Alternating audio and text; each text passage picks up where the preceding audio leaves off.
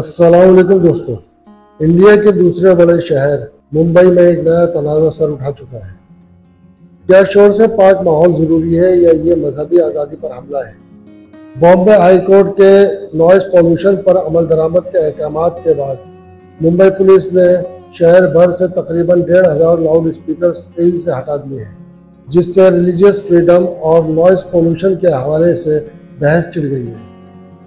Police commissioner نے دعویٰ کیا کہ یہ کارروائی کسی مخصوص مذہبی گروہ کو نشانہ نہیں بناتی بلکہ شہر کو شور سے پاک بنانے کی کوشش ہے، لیکن مسلم تنظیموں نے اسے امتیازی سلوک قرار دیتے ہوئے بامبے ہائی کورٹ میں پٹیشن دائر کی ہے۔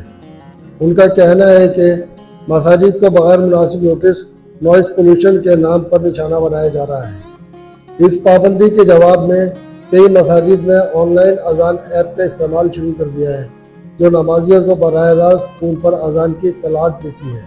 اس مشکل کا یہ ڈیجیٹل حل ضرور ہے، لیکن بہت سے لوگوں کا خیال ہے کہ اذان کا لاؤڈ اسپیکر روایت کا حصہ ہے۔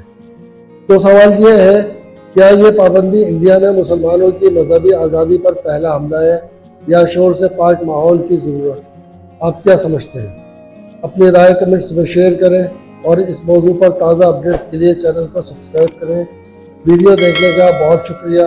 اللہ حافظ۔